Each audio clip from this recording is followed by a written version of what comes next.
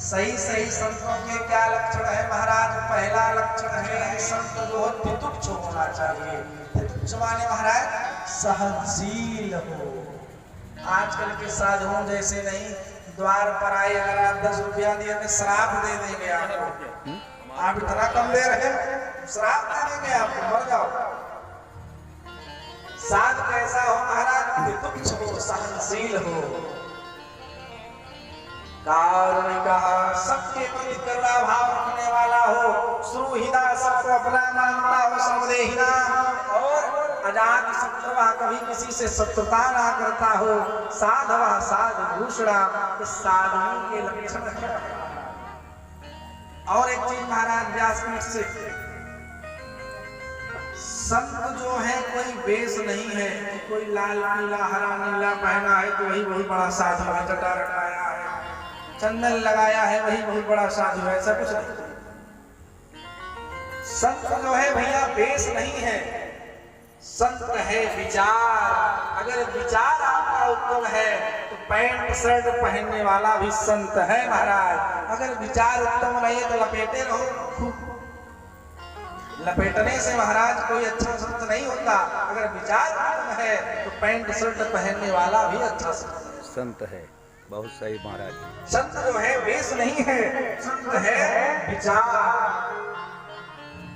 इस प्रकार से महाराज माँ देहू धीरे धीरे अपने मन को शब्दों में लगाई और धीरे धीरे उनका जो है परम परमात्मा की प्राप्ति हो गई। और कपिल भगवान साक्षात गंगा सागर में जाकर के उपस्थित हो गए। आज भी जो लोग गंगा सागर जाते होंगे वहाँ कपिल मुनि का दर्शन करते होंगे। जी जी। बोलिए कपिल मुनि भगवान की जय हो। तो इस प्रकार से देवहूति जी को समझाया। इसके बाद की दूसरी कन्या है आकृति, जिनका विवाह रुचि प्रजापति के साथ हुआ। इनसे एक लक्ष्मी और नारायण का जोड़ा उत्पन्न हुआ, जिसको भगवान ने स्वयं ग्रहण कर लिया। बोले लक्ष्मी नारायण भगवान की जय।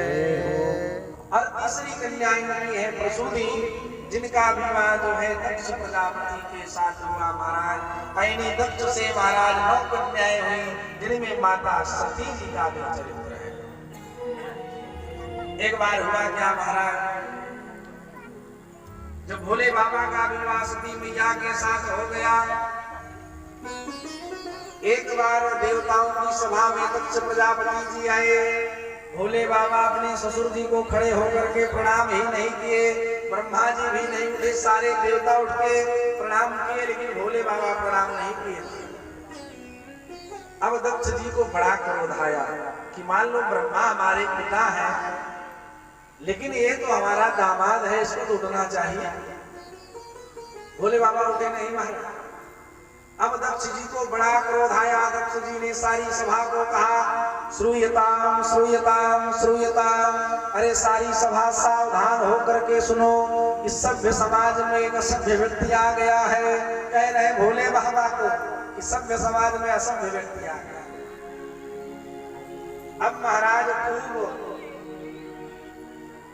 ईर्ष्यावश जो है भोले बाबा की बुराई किए बगल में बैठे नंदी बाबा को बड़ा क्रोध आया। भोलेनाथ आप आदेश करिए तो इनका सर धड़ से अलग कर दो।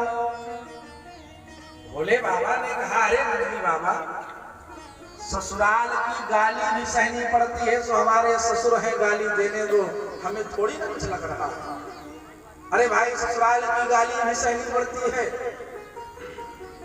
लेकिन नंदी बाबा ने कहा प्रभु मैं आपका अपमान नहीं सुन सकता, क्योंकि महाराज हरि हरि निंदा सुनव जिकारा, धन्य हो प्रभु। अहो पाप गौ घात समान।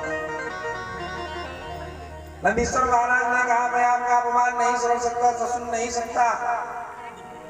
भोले बाबा ने समझाया कि शांत हो जाओ, हमारे ससुर जी हैं, क्या किया जाए। सभा समाप्त हुई। कुछ दिनों बाद दक्ष को ही प्रजापतियों का अध्यक्ष नियुक्त कर दिया गया महाराज। और जब अध्यक्ष बना तो भोले बाबा को अपमानित करने के लिए एक यज्ञ का आयोजन किया। सारे देवताओं को बुलाया, लेकिन भोले बाबा को नहीं बुलाया महाराज। अब सारे देवता कैलाश पर्वत के ऊपर से अपना विमान लेकर के जाने लगे। कुछ लोगों का स्वभाव होता है भैया, अभी किसी के यहाँ निमंत्रण